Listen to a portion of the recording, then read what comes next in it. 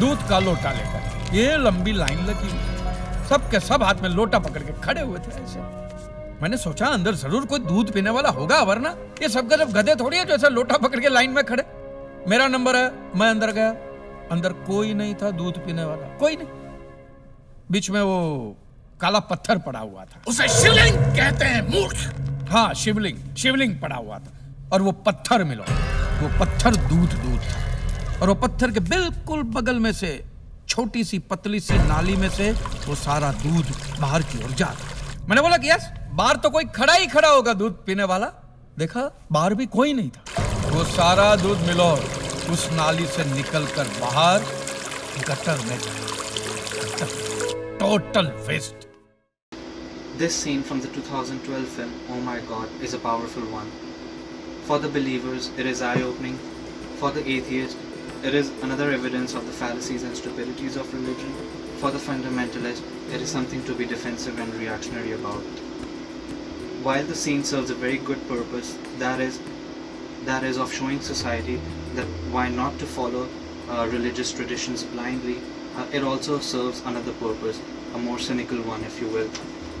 Here in the Western world, especially third world immigrants like me, see these movies and think, oh, this is so stupid, so irrational, I just wish these problems would go away, the poor will be fed, people won't be hungry, and so on.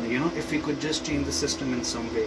But at the same time, there is also the feeling on the other side of the coin. Here we don't have any of this bullshit, so naturally we form a distance between us here in the West, the logical, the rational, and them in the East, the irrational, the mystic. Sure, they are becoming modern with the McDonald's and malls and Pizza Hut, but still they are so traditional in their own ways. I think it must be something about the culture which prevents them from becoming modern. This artificial distance is what gives us our illusion of superiority. But today, I want to point out our own illogicality about the wastage of the food that we do here in the West. There are various complex reasons of why this happens, but the most important one, in my opinion, and in which we all can relate to, is overbuying. Because the economic model is designed in such a way that the more you buy, the cheaper it becomes for you. We focus on the short-term gain of saving money and dismiss the doubt of having to ask ourselves, do we truly really need all this food later? Then what happens is either simple carelessness where we forget we had so much food, or we get tired of eating the same thing again and again, which gradually sits in our fridge and rots. This brings me to the main purpose of this video. In my workplace, we have 2 bags of milk whose expiry is 25th of July. The date today is 27th of August.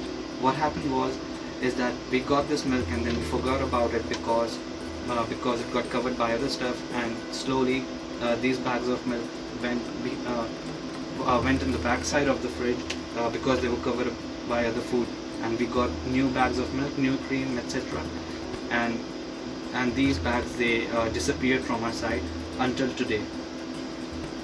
I am now going to drain 2 liters of milk down the sink. So the point is that we don't need religion to be illogical. We have our own forms of here in the first world, in the West, on how to be logical. Whatever you want to call it. Consumption, overbuying, consumerism, free markets, and even mass production. The result in front of us.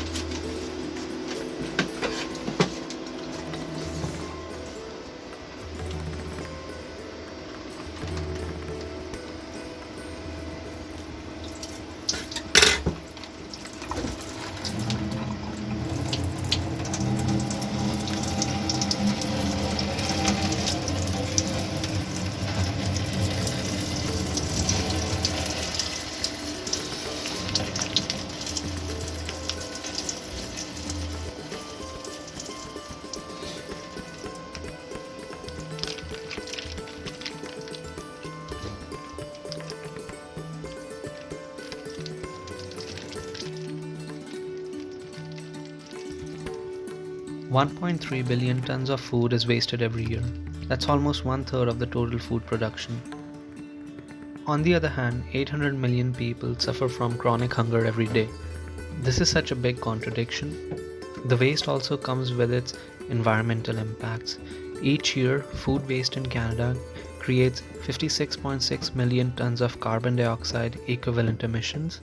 Food in landfills also creates methane gas, which is 25 times more damaging to the environment than carbon dioxide.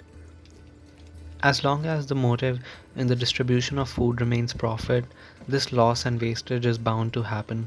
For example, suppliers will discard imperfect food because they won't make as much profit from it, and it becomes cheaper to do so than to donate it to food banks. If a shelf in a grocery store is about to be emptied and only has a few pieces of the item left, we tend not to buy it. This is backed by scientific research. This leads the food chains to tell suppliers to keep excess products on hand and ensure it is available at short notice. This fear encourages overproduction by farmers and other distributors. Our behavior has gotten so irrational that we shop for 2-for-1 deals but let the second item spoil because we don't really need it, we just bought it because it was cheaper to do so. A product passes its best before date and we throw it away because we think it's not edible.